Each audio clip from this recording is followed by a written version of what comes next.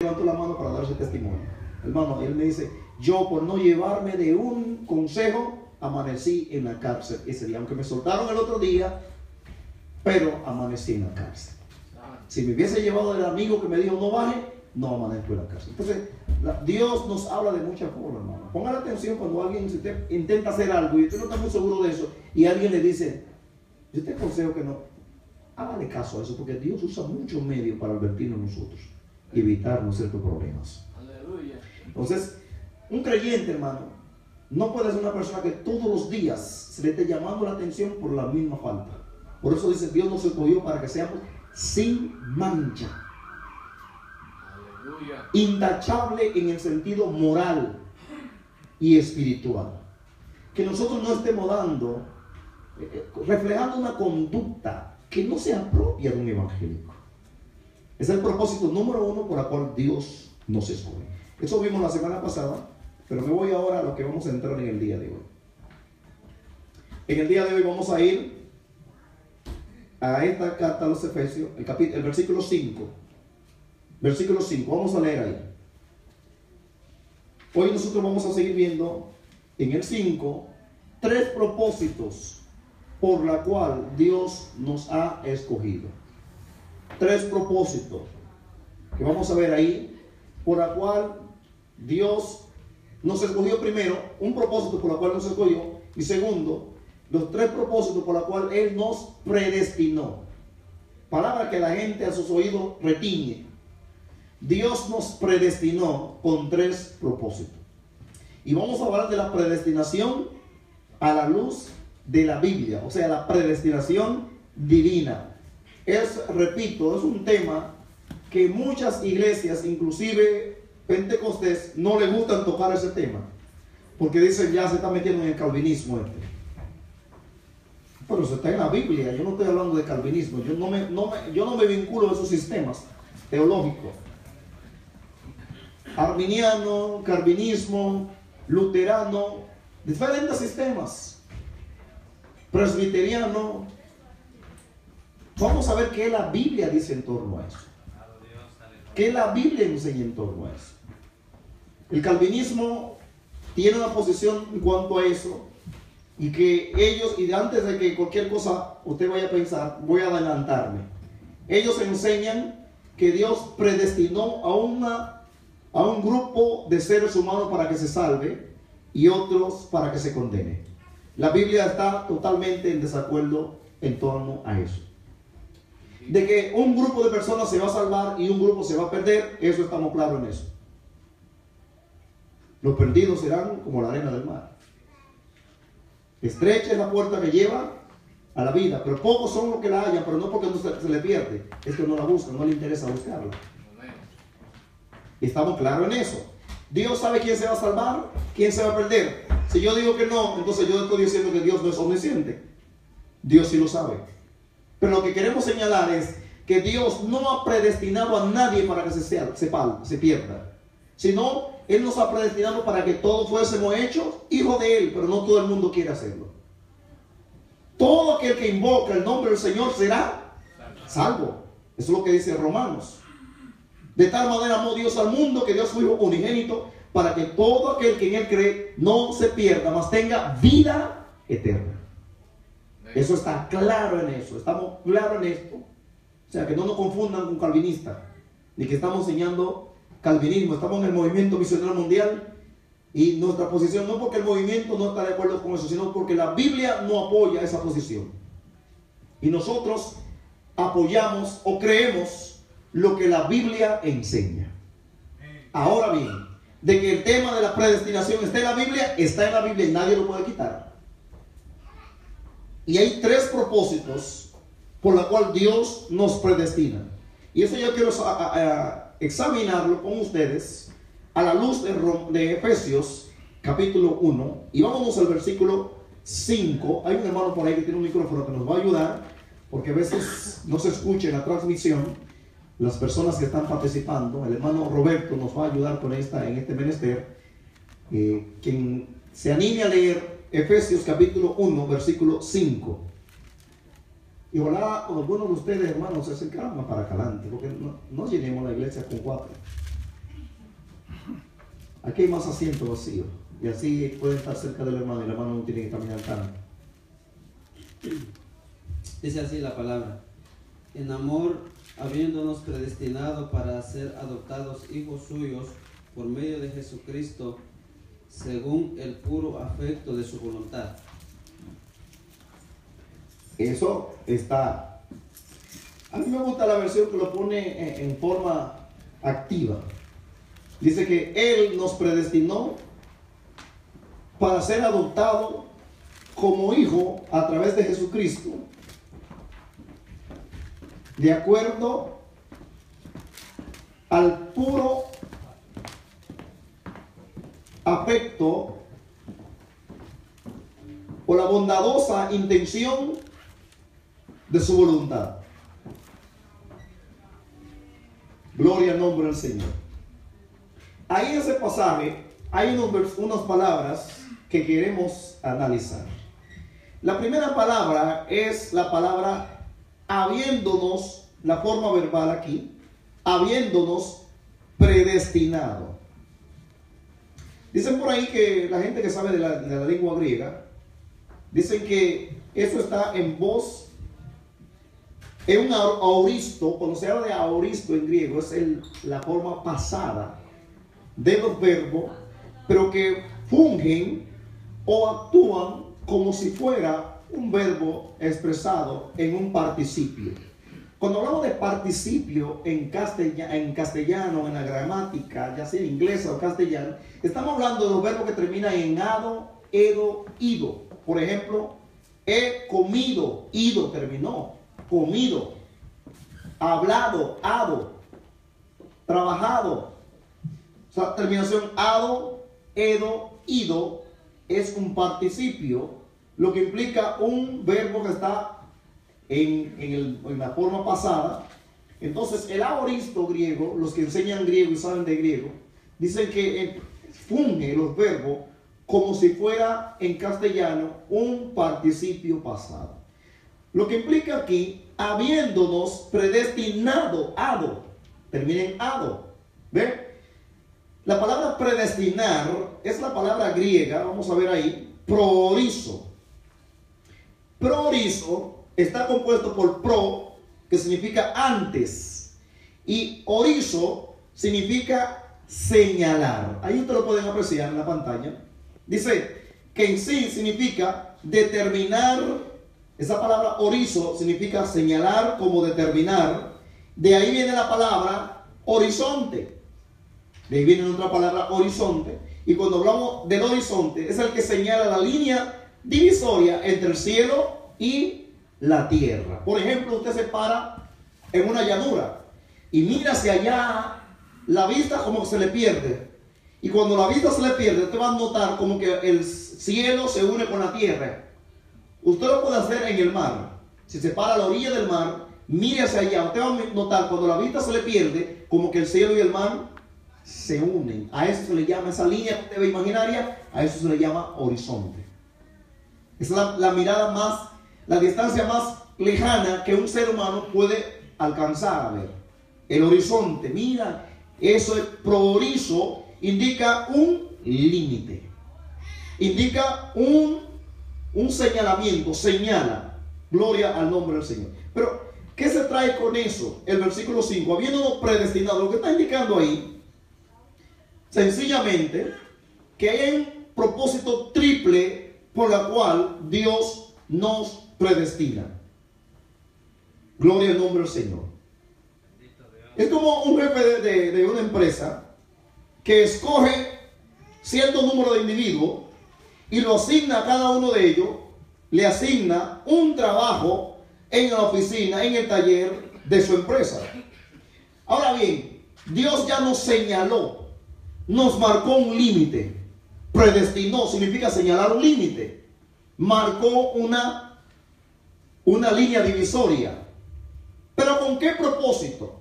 Recuerde que no estamos hablando de predestinación a la usanza de algunos grupos por ahí que enseñan que Dios escogió un grupo para salvarse y otro grupo para que se pierda. No importa lo que tú hagas, te vas a perder. Eso no es bíblico, hermano. No es eso que la Biblia enseña. Porque también ellos se basan en, cuando en el libro de Romanos se habla de que a Jacob y a Esaú, Dios escogió a Jacob, aún no habiendo ellos cometido ninguna cosa mala. Dios escoge a Jacob y rechaza a Esaú. Dice, a Jacob amé y a Esaú aborrecí. La palabra aborrecer es el verbo griego miseo, que significa amar menos. En otra palabra, ahí lo que hay que observar es que no se está hablando de salvación ahí, sino escogí a Jacob para el plan de la línea mesiánica. No se está hablando de que escogió a Jacob para que se salve y a Esaú para que se condene. Sencillamente Dios escogió a Jacob para que siga la línea mesiánica. Ahora, Esaú rechazó eso. Si vemos en la costumbre judía, cuando se hablaba del primogénito, el primogénito, sobre todo en el caso de Jacob y Esaú, y en términos general tenían dos responsabilidades, o sea, dos beneficios más bien. Dentro había beneficios y responsabilidades. El que era primogénito, a él le correspondía continuar el sacerdocio de la familia, o sea, él iba a ser el heredero para que continúe la familia. Lo segundo era que a él le correspondía dos porciones de la herencia, la doble porción. Pero había un tercer caso, y es en el caso de Esaú específicamente y de Jacob, que el que era el primogénito tenía que continuar la línea mesiánica. Tres responsabilidades. Sin embargo, usted nota algo, y es que Esaú nada más le interesaba la parte material de la primogenitura. Por eso cuando él llega con hambre y cansado, Jacob le dice, si me vende tu primogenitura, te la doy. Entonces él le dice, ¿para qué me va a servir la primogenitura? Yo me voy a morir como quiera. Dame el plato de lenteja, toma eso, no importa. Sin embargo, cuando Jacob y Rebeca, por estratagema de ellos, por engaño, ella viste a Jacob con la piel del cordero y va ante Isaac, que ya estaba un poco ciego, o estaba ciego. Isaac dice, muere a Esaú, pero la voz me suena como la de Jacob. Y toca y dice, es velludo como mi hijo, pero que la mamá le había puesto la piel del cordero, y engaña al esposo, engaña a Isaac. Entonces Isaac lo bendice con la bendición de la primogenitura. Entonces cuando llega Esaú con otro plato, Isaac le dice, pero ya alguien me dio, alguien te engañó. Y él dice, papá, pero no hay otra bendición. Y dice, no, ya eso lo di a tu hermano. ¿Qué andaba buscando Esaú? No era seguir la línea mesiánica, no era llevar el sacerdocio de la familia, que era la segunda función. Nada más le interesaba la tercera, que era la parte material del ser primogénito, el dinero, en otra palabra. Por eso la Biblia dice que Esaú era del maligno, porque profanó, tomó un poco el privilegio de ser el primogénito para llevar la línea mesiánica. Aunque ya sabemos que Dios le había dicho a Rebeca que el mayor iba a servir al menor. Para eso nosotros siempre los humanos nos queremos adelantar a los planes de Dios, y como consecuencia están las cosas que nos pasan. El caso de Abraham también con Sara, cuando ellos entienden que ya son muy viejos, entonces Sara dice, pues toma, llégate a mi esclava. Entonces apareció Ismael, y hasta ahora está el problema entre los palestinos y los judíos. El problema hasta ahora. ¿Por qué? Dios le había prometido a Abraham y a Sara un hijo, pero ellos se adelantaron. Como a veces muchos de nosotros nos queremos adelantar a lo que Dios quiere hacer en nuestra vida y dañamos la cosa, o creamos problemas y después queremos echarle la culpa a Dios. Dios no tiene la culpa de eso, fue nuestra mala decisión. Estamos cosechando los resultados de nuestras malas decisiones. El caso de Rebeca con Isaac y Jacob y Esaú. Rebeca, Dios le había dicho que el mayor iba a servir al menor. ¿Por qué no se espera tranquila? Sin embargo, Jacob con ellos se ponen, engañan al viejo, y entonces Jacob tiene que salir huyendo a la tierra, a Padán Aram, a la familia de Rebeca, para que Esaú no lo mate. Pero lo que venimos señalando es que Esaú no le interesó llevar la línea mesiánica, solamente le interesaba la parte material. Por eso la doble porción, que a veces yo oigo, hermano, Señor, que damos una doble porción de tu espíritu. Hay que ubicarse en el contexto cultural, hermano. Doble porción no significaba que venga un jarro doble del Espíritu Santo sobre usted. Cuando usted analiza el caso de Elías y Eliseo, Dios le había dicho a Elías que ungiera a 2 personas antes de él ser tomado: al rey de Siria y a Eliseo, para que sea su sustituto. Si usted nota, Elías ungió al rey de Siria, pero usted nunca ve cuando Elías unge a Eliseo. Pues tan así que Eliseo le dijo: con una doble porción de tu espíritu, no me pides eso a mí, porque cosas difíciles que me ha pedido. Pero si tú me ves cuando yo estoy tomado, esa la reciba, la va a recibir. Lo primero era que no era el espíritu de Elías, sino que era el espíritu de Dios. Lo segundo era, pedir la doble porción no significaba que va una porción sobrenatural, una gran porción más que lo demás del Espíritu Santo va a caer sobre usted. Doble porción significa: yo quiero ser tu sustituto. Dios le había dicho a Elías: unge a Eliseo para que sea tu sustituto. Y todavía Eliseo pidiéndole, Elías no quiere. Y no lo hace tampoco. Hay gente que tiene el ministerio de Elías en ese particular, que no quieren que nadie crezca. Averíguatela como yo me averigüé. Yo estudié la Biblia, yo me quemé la pestaña, compré muchos libros. Busca tú también, investiga. Yo creo que no es para eso. Lo que hemos recibido de gracia da por gracia. Y era Dios que le había dicho a Elías que haga con eso, con Eliseo. Por eso ese hermano, doble porción, gente pidiendo doble porción. Vamos a ubicarnos en el contexto histórico. No es eso lo que ese coro quiere decir, hermano, por favor. Doble porción significa ser el heredero, ser el sustituto. Por eso la Biblia dice que Cristo es el primogénito de toda creación. Significa, Él es el heredero de la creación. Es un título dinástico. Él es el dueño de la creación. No es el primer creado, como dicen los testigos de Jehová. Cristo no es una criatura. Cristo es el creador. Cristo es Dios. Él siempre ha existido. En el principio era el verbo, y el verbo era Dios, y el verbo estaba con Dios. Él siempre ha existido. Él es la palabra viviente. Él es el primogénito. Primogénito no significa primero en nacer. En ese contexto, en el contexto oriental, significa el dueño, el heredero.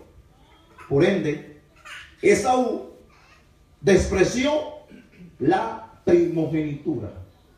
Y por eso cuando dice: a Jacob amé, Esaú aborrecí, no significa para la salvación, sino escogía a Jacob para que siga la línea genealógica del Mesías. Porque Dios no escoge a todo el mundo para que sea el pastor de la misma iglesia. Si todos fuéramos pastores, ¿dónde estuvieran los miembros? Si todos fuéramos maestros, ¿dónde estuvieran los alumnos? Dios escoge a una persona, y no es porque hay favoritismo. No, hermanos míos, no entendamos eso así.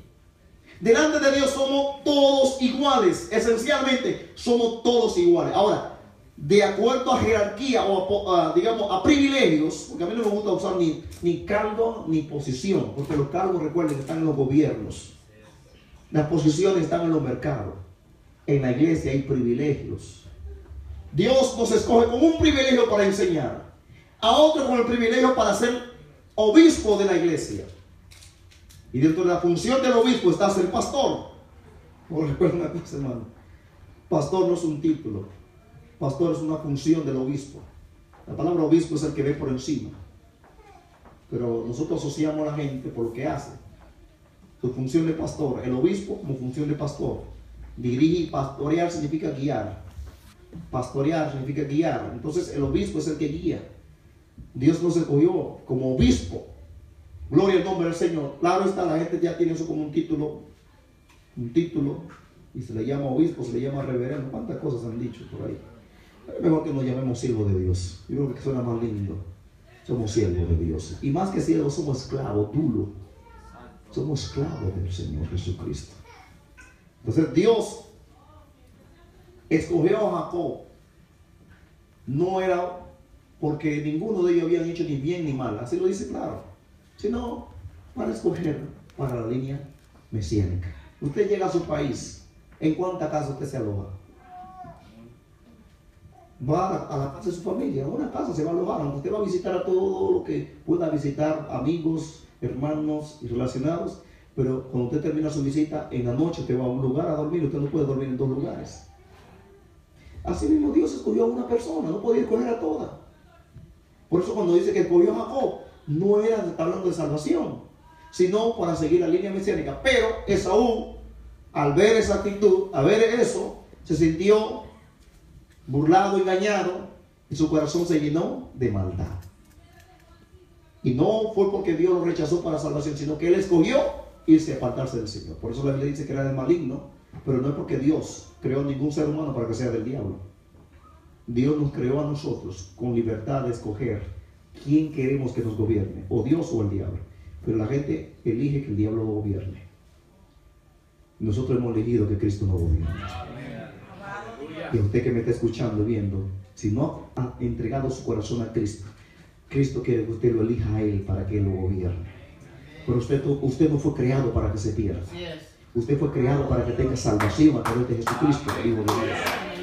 Pero la Biblia dice que el hombre natural no entiende estas cosas. Pero no es que no entiende, hermano, es que no le interesa. Usted le habla del plan de salvación a la gente, lo entienden, hermano. Lo que sucede es que no le interesa. Y como no le interesa, lo rechazan. Alabado sea el nombre del Señor. Entonces aquí vemos un propósito triple por la cual Dios nos elige. Primero, si analizamos el versículo 5, ¿qué dice la palabra ahí? Habiéndonos predestinado, y Él lo hizo en amor. ¿Sí o sí? En amor. La versión de ustedes comienza en amor. La versión textual, ¿cómo comienza? El versículo 5. Habiéndonos predestinado en amor. Habiéndonos predestinado en amor. Para ser adoptados hijos suyos por medio de Jesucristo. Exacto. Esta versión comienza en amor. Él nos predestinó para ser adoptado a través de Jesucristo, de acuerdo a la amorosa intención de su voluntad. Fíjense, ahí se presenta el primer objetivo que también aparece en el versículo 6. ¿Cómo dice el versículo 6? Para la alabanza de la gloria de su gracia, con la cual nos hizo aceptos en el amado. O sea, para alabanza de la gloria de su gracia. Oiga, el propósito primordial por la cual Dios nos predestinó, ¿es para qué? Para alabanza de la gloria de su gracia. Fíjense, eso está en el versículo 6, pero también está en el 12. ¿Cómo dice el 12? ¿Qué manera? Hay un micrófono para que su voz salga también en la transmisión.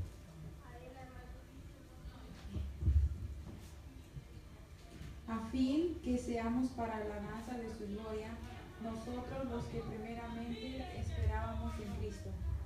A fin de que seamos otra vez, ¿para qué? Alabanza de su gloria. Y el 14, ¿cómo dice?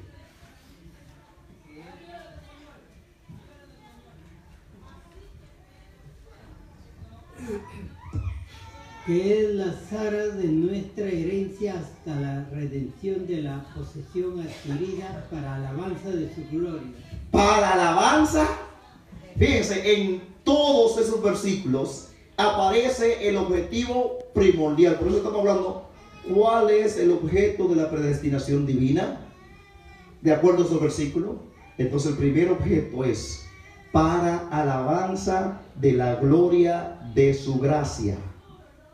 Siempre al final de cada sesión trinitaria del pasaje, para alabanza de la gloria de su gracia.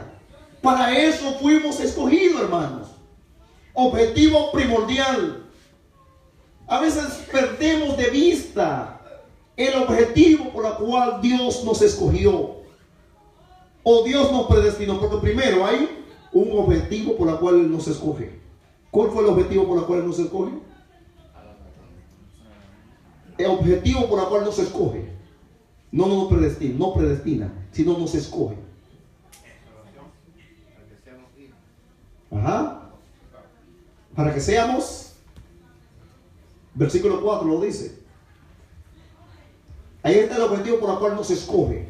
Para que fuéramos santos y sin mancha. Para que fuésemos santos y sin mancha. Recuerden la palabra sin mancha, amomos en griego, significa una persona intachable, moral y religiosamente. Un buen testimonio, un buen comportamiento. Dios nos escoge primero para que seamos intachables, para que fuéramos santos. Alabado es el nombre del Señor.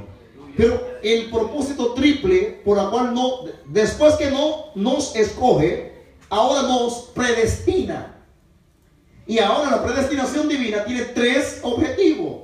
Número 1, que ya ustedes lo leyeron. ¿Para qué? Es el objetivo primordial por el cual nos predestinó. Nos escogió primero y dice que nos escogió para Él mismo. Nos escoge habiendo estado muertos en ¿qué? Delitos y pecados. Dios en amor nos escoge y dice: te escogí para que seas santo y sin mancha, pero te voy a predestinar ¿para qué? Para que me alabes, para que alabe, para alabanza de la gloria de su gracia. 2 palabras bien importantes: la gloria, doxa. Cuando se habla de la gloria, estamos hablando del lugar donde Dios radica, donde las cosas no cambian, donde las cosas son invariables, para la alabanza de la gloria de su gracia. Cuando hablamos de la gracia de Dios, tiene diferente connotación de acuerdo al contexto donde se está presentando. En términos genéricos, cuando hablamos de la gracia de Dios, es su favor, es lo que Dios nos da y que nosotros no merecemos. Gracia es lo que Dios nos da y nosotros no lo merecemos. Por gracia soy salvo, por medio de la fe. Y eso no es de nosotros, pues es don de Dios. No es por obra, para que nadie se gloríe. Ahí está el propósito primordial, hermano, para alabar a Dios, para alabanza de la gloria de su gracia. Entonces, cuando estamos frente a una figura retórica ahí, que cuando se dice la gloria de su gracia, en otra palabra, se está diciendo el mismo Dios, de una forma figurada. Porque no es que yo voy a adorar, yo alabo la gloria de Dios, yo alabo al Dios de la gloria mejor. A veces yo oigo, y nosotros también soltamos eso: bendita sea la gloria de Dios. Pero no hemos entendido que hay una figura literaria que nos está diciendo: no es la gloria, sino el que habita en la gloria. No es el templo, sino el que habita en el templo. Cuando dice los cielos están enojados con nosotros, no estamos refiriéndonos al cielo, hermanos. Es una figura literaria que me está diciendo el que habita en el cielo. No es el cielo que yo adoro, no es la gloria que yo adoro, es el autor de la gloria, es el que habita, el que está sentado en el trono, es el creador. Por eso el objeto primordial por el cual Dios nos predestina es para que nosotros le adoremos a Él. Aleluya, gloria a Dios. Y a veces somos tan mezquinos cuando venimos a la iglesia que ni siquiera queremos darle la gloria que Él se merece, cuando Él nos predestinó para que nosotros le adoremos a Él. Miren cómo hemos perdido de vista el objetivo por el cual Dios nos ha predestinado. Cuando llegamos a la iglesia, te preguntas: ¿a qué venimos a la iglesia? Yo vine aquí con una bendición. Y hasta lo cantamos: yo no vine aquí solo por venir, yo vine a buscar una bendición. Jacob lució por el ángel por una bendición. Y estamos buscando la bendición nada más. cuando el objeto primordial que nos reunimos en la iglesia es para darle gloria y honra a Dios del cielo. Mire, si nosotros nos concentramos más en adorar a Dios cuando venimos a las reuniones, a darle gloria a Él, nuestra vida será diferente, el servicio será diferente. No estoy diciendo con eso que Dios no nos bendice, hermanos, pero que pongamos en mente lo primordial. La razón por la cual Dios nos ha predestinado es para que nosotros demos gloria, para la alabanza de la gloria de su gracia.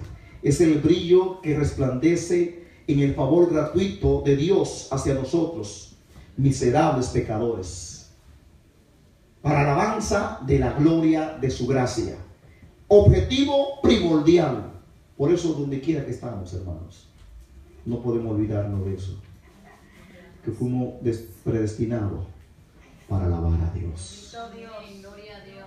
Para alabar a Dios. ¿Y por qué se alaba, hermano? Se alaba por las cosas que Dios hace a favor de nosotros. Alabamos por lo que Él ha hecho, pero adoramos por lo que Él es, aunque no haga, que de hecho siempre lo hace. Usted no ha visto gente que dice: yo no voy a adorar nada a Dios porque no me salvó mi mamá, no me dio el trabajo, no voy a, hasta nos enojamos con Dios. Mire, le dé trabajo, me dé trabajo o no me dé trabajo, me sane o no me sane, me dé lo que yo estoy pidiendo, no me lo dé, yo tengo que adorarlo. No es por lo que Él hace, es por lo que Él es. Él es Dios y merece tu adoración y mi adoración. No importa que me sane o no me sane, yo tengo que adorarle. Pero le alabamos por lo que Él hace. Y ninguno de nosotros aquí podemos decir que Dios no ha hecho nada a favor de nosotros. Por eso David decía en el Salmo 103: bendice alma mía Jehová y no olvides ninguno de sus beneficios. Y después Él comienza a enumerar: el que perdona toda tu dolencia, el que rescata del hoyo tu vida. Y comienza a mencionar las cosas que Dios hace, que nosotros debemos adorar a Dios por las cosas que Él hace. Tú y yo estamos respirando ahora mismo. Dios está haciendo eso a favor de nosotros. Es un motivo para alabarlo en esta hora. Usted sabe los gérmenes patógenos que hay en el aire, las bacterias y los microorganismos moviéndose alrededor, pululando alrededor de nosotros. Y Dios en su misericordia, nosotros nos movemos en eso y no nos enfermamos. Y hay gente que pasa por el ambiente así, quedan enfermos. Es motivo para darle gloria y alabanza, porque para eso fuimos predestinados, para alabanza de la gloria de su gracia. Es el brillo que resplandece en el favor gratuito de Dios hacia nosotros, miserables pecadores. Debemos darle gloria. Pero hay un segundo objetivo que está en el versículo que le llamamos objetivo instrumental y formal. En el versículo 5, volvemos al 5. ¿Cómo dice? Versículo 5. Habiéndonos predestinado en amor para ser adoptados hijos suyos por medio de Jesucristo, según la complacencia de su voluntad. Ahí está. Siempre que hay un para, el para nos indica un propósito. Y el versículo 5 hay un propósito, y eso le llama propósito, objetivo instrumental y formal. Cuando hablamos de instrumental, siempre que hay un por, el por, una preposición, indica el instrumento. Por ejemplo, cuando decimos: por gracia soy salvo, por medio de la fe. O sea, la salvación de nosotros es por fe o por gracia. Por fe o por gracia somos salvos. Por fe o por gracia, ¿cuál de los dos? Por la gracia. Por la gracia, ¿verdad? Por la gracia. Por la gracia, ¿verdad? Somos salvos por gracia. Porque la pregunta era si era por fe o por gracia. La respuesta sería gracia o fe, porque era de los dos. Usted dice que es por gracia. Y yo también estoy de acuerdo que es por gracia. Ahora, dice por medio de la fe. Esa parte no entraba en la respuesta. esa parte entra a lo que es el instrumento. El instrumento para que esa gracia se haga latente en mí es la fe. Es como decir, ver a un escultor que va a esculpir una imagen, una estatua. La imagen, de repente quitamos el telón y aparece la imagen. Lo hizo fulano de tal, pero no usó sus dedos. Él usó instrumento para hacer eso. Un pincel o un cincel, o las instrumentaciones que usó, para poder descubrir de esa piedra tosca una imagen preciosa.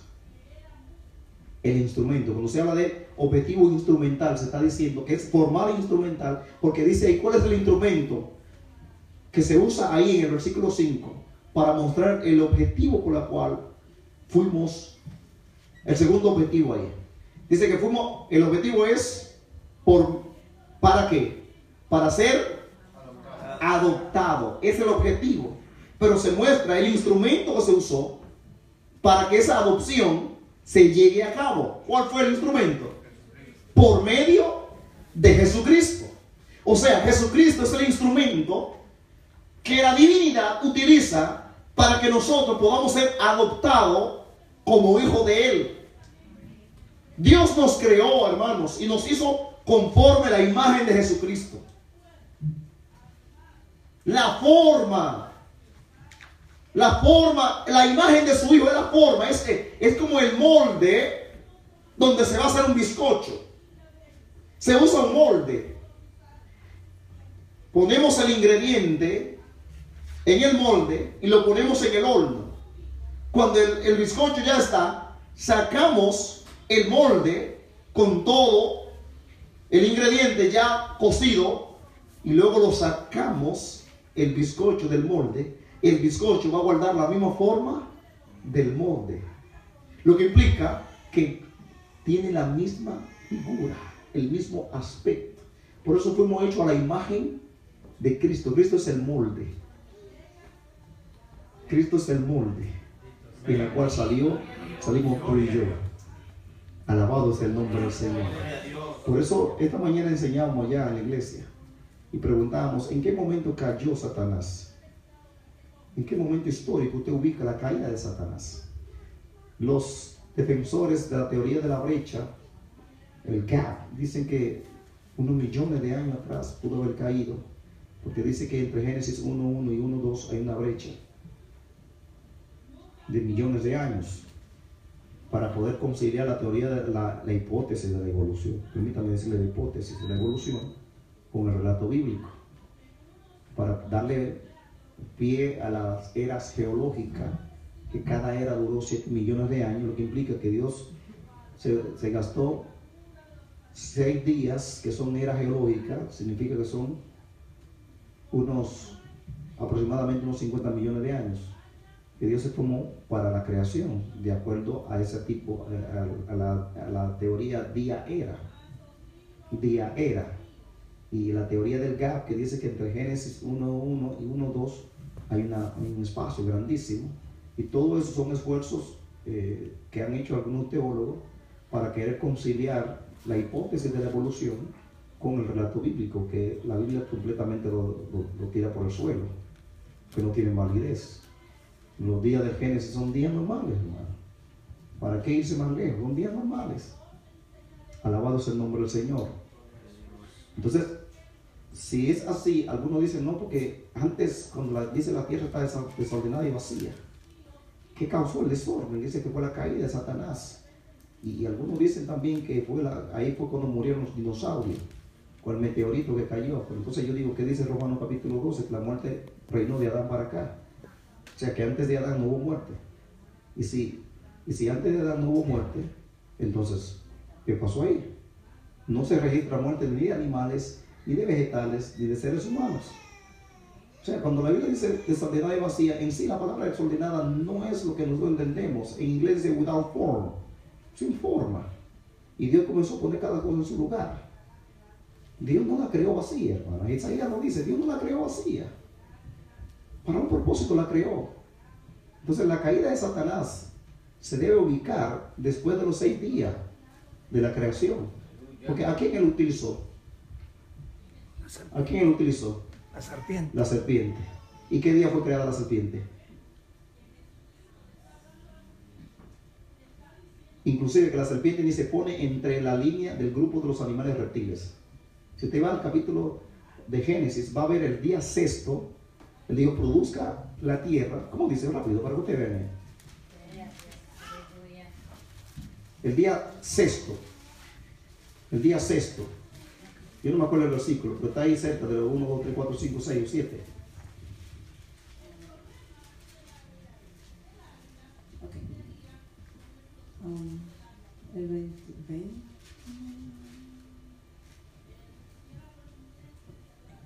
El día sexto.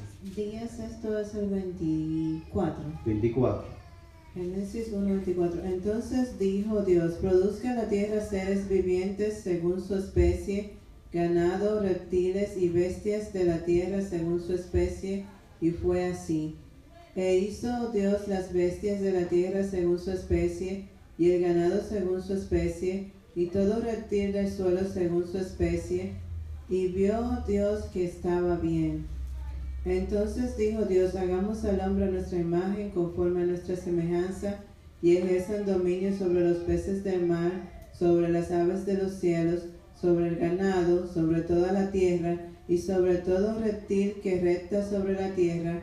Y creó Dios al hombre a su imagen, a imagen de Dios lo creó, macho y hembra los creó. Y luego Dios los bendijo y dijo: fructificad y multiplicaos, llenad la tierra y sojuzgadla, y dominad sobre los peces del mar y las aves de los cielos, y sobre todo ser vivo que se mueve sobre la tierra. Y dijo Elohim: he aquí os he dado toda hierba que disemina semilla, que está sobre la faz de toda la tierra, y todo árbol en el que hay fruto, árbol que germina semilla, os será de alimento. Ok. Ve que el día 6 se crean los animales. Y ese fue el mismo día que se creó el hombre. Entonces, si Satanás cayó antes, ¿dónde estaba la serpiente? La serpiente surge el día 6. Cuando usted se lee el versículo 1, capítulo 1, versículo 31 de Génesis, dice que todo lo que Dios creó, dice que era bueno en gran manera. Si todo era bueno, ¿dónde estaba la maldad? No había maldad, por ende no había diablo en la tierra. El diablo cayó después del día sexto. ¿Por qué? Cuando usted se lee Isaías y a Ezequiel, que habla de la caída de Lucifer, él se creyó ser muy grande. Y él dice: yo voy a poner mi trono al lado del norte y me sentaré a la parte del norte y seré semejante al Altísimo. Y de allá fue derribado. Y el odio grande de Satanás a los seres humanos, ¿usted sabe por qué es? Porque el ser humano, Dios lo hizo a su imagen, conforme a la semejanza de él. Y el diablo se ha sentido resentido con la creación del hombre, porque al hombre Dios le dio más poder. Usted sabe que el hombre es superior a los ángeles. Ay, no me mire así. Pero Dios hizo al hombre que sea superior a los ángeles. A ningún ángel Dios le dijo: enseñoréate. A ningún ángel le dio: domina sobre las aves del cielo, sobre los peces del mar, sobre las bestias. El hombre era el virrey de la tierra. El hombre fue hecho con el molde de Cristo, hermano. A la imagen de Cristo. Por eso el diablo nos odia tanto y quiere que nos vayamos al infierno con él. El Señor nos reprenda. Por eso es su odio, trayendo fornicación, adulterio, mentira, brujería, hechicería, robo, hurto, maldad. ¿Cuántas cosas? La raza humana, dañarla. Porque él odia al ser humano. Gloria al nombre del Señor. Dios nos hizo, hermano, nos formó conforme a la imagen de su Hijo, para que seamos adoptados hijos suyos. La adopción es el acto por medio del cual Dios nos saca de la calle en forma bien llana y nos pone, coloca en la familia celestial, nos coloca en la casa, nos encontró en la calle. Y el proceso de adopción tenemos que ir a una corte para que se produzca ese proceso de adopción y usted y yo llevar los requisitos necesarios para poder ser candidato a adoptar a la criatura que está sin padre. Pero Cristo cumplió todos los requisitos como nuestro hermano mayor, como el Goel, como el Redentor. Él cumplió todos los requisitos. Él pagó, Él primero nos hizo. Fue su molde, hermano. Fuimos hechos a la imagen de Él. Pero el diablo, que el Señor lo reprenda, dañó a la raza humana y la sigue dañando. Porque Él nos odia a morir. Y le voy a decir algo, odiémoslo también a Él. Con el enemigo no se habla, acuérdese. ¿Usted recuerda la anécdota del pastor contó del gallo y el zorro? Compay zorro, compay gallo, ya está bueno de que estemos peleando, vamos a hacer las paces. El gallo estaba en una copa de un árbol, saltó uno más alto y le dice, con el enemigo no se habla. Dígale así al diablo, con el enemigo no se habla. El diablo y tú y yo, mire hermano, nosotros y el diablo somos enemigos. Y no queremos su amistad. Es la única enemistad que Dios la puso. Dios estableció la enemistad entre la mujer y la serpiente. Usted diría, ¿por qué la serpiente si no era culpable? Es verdad. Pero eso fue una lección objetiva. Para que cada vez que usted y yo veamos una serpiente, recordemos que hubo un día que Dios maldijo al diablo. Y como serpiente se iba arrastrando. Y su caída siempre para abajo. Del cielo cayó a los aires. En Apocalipsis 12 cae a la tierra. Y luego en Apocalipsis 21 cae al abismo. Y luego de Apocalipsis 20, debo decir, luego cae al lago de fuego para siempre. Su descenso es degenerativo siempre. Para él ya no hay perdón. Pero para usted y yo, que fuimos hechos a la imagen de Dios, ningún ángel fue hecho a la imagen de Dios. Ningún ángel fue hecho a la imagen de Dios. Solamente el ser humano. Nosotros somos la corona de la creación. Recuerde que los ángeles fueron creados. Usted sabía eso, ¿verdad? Los ángeles fueron creados. El diablo, cuando era Lucifer como nombre, él fue una criatura de Dios. En el libro de Isaías se habla de su creación. Nosotros los humanos fuimos creados también. Y somos la corona de la creación de Dios. Lo que significa corona es lo más alto. Por eso el enemigo nos odia tanto a nosotros. Y por eso te ve seres humanos arrastrándose por ahí como culebra, arrastrándose en el pecado, porque ese enemigo lo odia. Y nos da pena ver nuestra raza regada en el suelo, hermano, sufriendo por la maldad, por el pecado. Y uno le habla del plan de salvación para que se salgan de esa actitud y algunos se tornan enemigos de uno. Pero no nos hagamos enemigos de ningún ser humano. Nuestro enemigo es el diablo, que el Señor nos reprenda. Y seremos enemigos por toda la eternidad. Como el enemigo no se habla. Ahora, un ser humano no lo acepte como enemigo. Aunque se quiera hacer enemigo de usted, no. Tiene que saludarlo, salúdale. Si no le contesta, problema. Pero usted cumple en saludarle. Pero tampoco diga, Señor, mándale un rayo y pártelo. No, Señor. Si tu enemigo tiene hambre, dale de comer. Si tiene sed, dale de beber. Porque haciendo eso, ascua de fuego amontonará sobre su cabeza. Pero recuerde que ascua de fuego no es juicio de Dios. Ascua de fuego es cuando alguien te hace un mal, tú le contestas como un bien. Ese bien que tú le haces va a comenzar a trabajarle a él para ablandarlo. Y después terminará diciendo, pero vea, acá este hombre yo no me lo estoy haciendo maldad, y él me está contestando como onda. ¿Qué hay? ¿Qué tiene ese hombre? ¿Qué tiene esa mujer? Y terminará que aunque no, terminará diciendo, ese es diferente, esa es diferente. Alabado es el Señor. Pero con el diablo, si te pide pan, dele serpiente. Piedra, dele. Con él no hable con él. Con ese individuo no hable. Con el enemigo no se habla. No lo podemos matar porque él es inmortal. Pero si pudiéramos matarlo, lo desapareciéramos. Pero él tiene un lugar de castigo eterno, que es el lago de fuego que el Señor creó para él. No fue para los seres humanos, pero da pena que muchos seres humanos ya han caído. No en el lago, pero en el infierno ya han caído. Y muchos caerán en el lago también. Escapemos de ese lugar. Dios no lo creó para nosotros, pero muchos han decidido irse para allá. Bendito es el nombre del Señor. Entonces, ese es el objetivo instrumental y formal, para ser adoptados, hijos suyos, por medio de Jesucristo. Qué lindo, hermano. Dios nos restaura a nuestra posición original. Cuando aceptamos a Cristo como Señor y Salvador, volvemos al Edén. Volvemos a ese Edén. tanto añorado. Mire, yo he leído esa parte y leí de un autor que le puso como título el día más triste de la historia.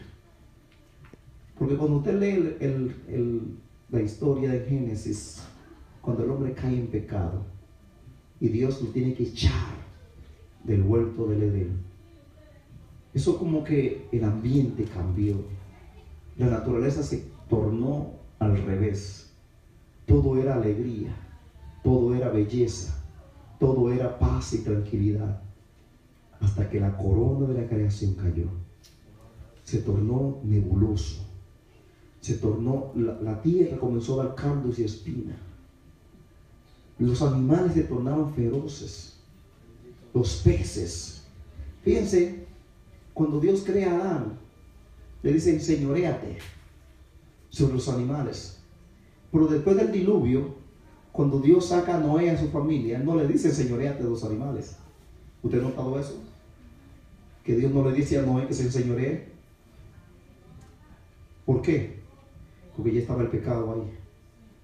¿Y cómo podía Noé enseñorearse sobre un elefante o sobre un león rugiente? Ya no había, porque el pecado ya había llegado a la raza humana. Porque Dios le dice, mira, tú puedes comer, tú puedes tomar animal, que lo limpio, derrámale su sangre, tú puedes comer de ello. Antes Dios no le dijo a Adán, coma de los animales. Dice que Dios había creado todo tipo de árboles para que el hombre se alimentara. Pero después del diluvio, ahora le dice al hombre, coman, tú puedes comer carne ahora, porque tú lo vas a necesitar.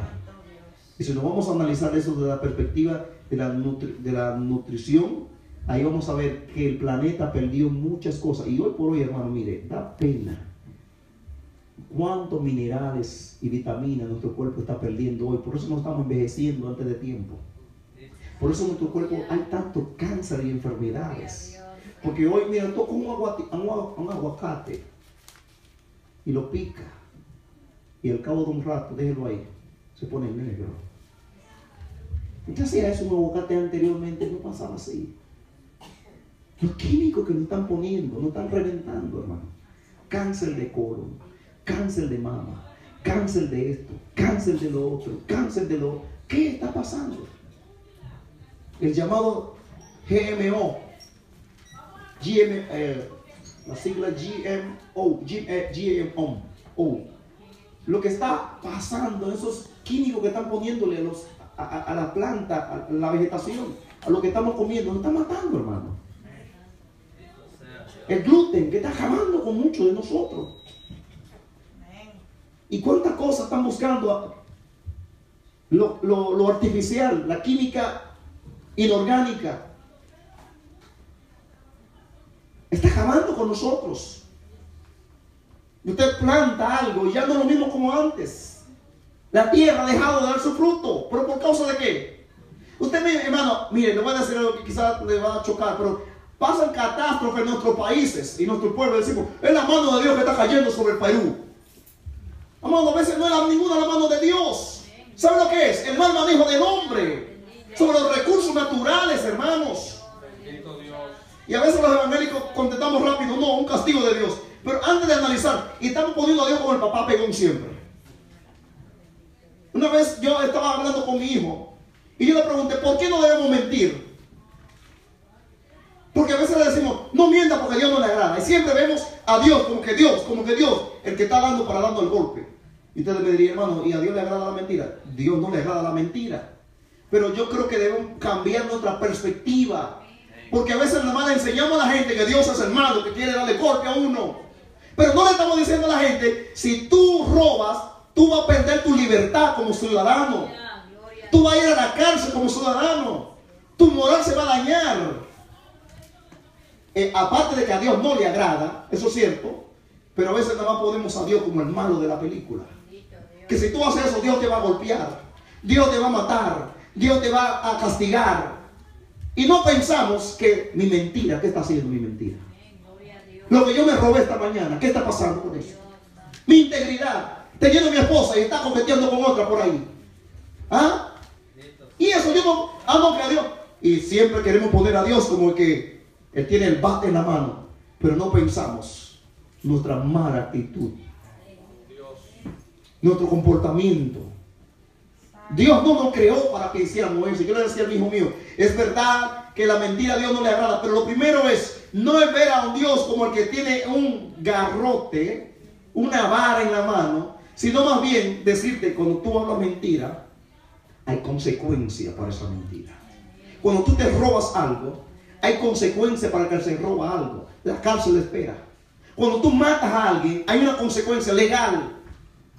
Las constituciones del mundo están en base a lo que la Biblia establece, aunque muchos la han querido modificar, enmendarla. Alabado Dios.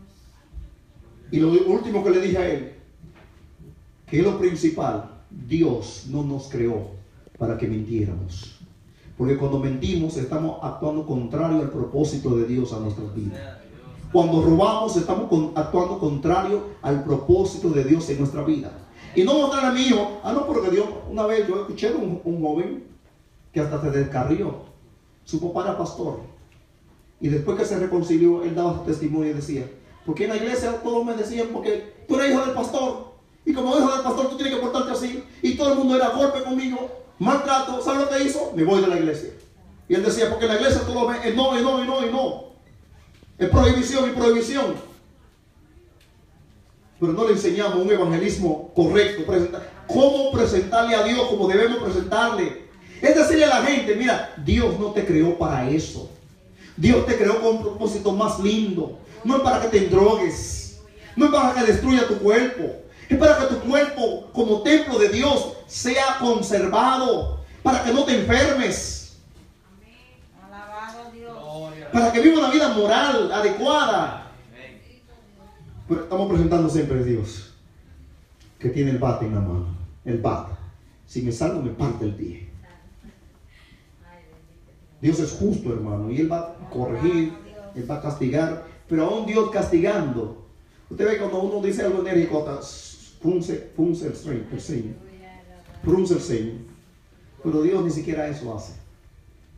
Dios nos corrige y se queda igual porque Él es inmutable. Si Él se está sonriendo, Él nos corrige y sigue sonriendo, Él no cambia. Nosotros a veces cuando vamos a hablar a nuestros hijos ponemos la cara así, de limón, para que vean que sí, es enérgico. Pero Dios no, Dios es inmutable, aún corrigiendo no se queda igual. Pero a veces nosotros presentamos a un Dios. A un Dios mandando el castigo.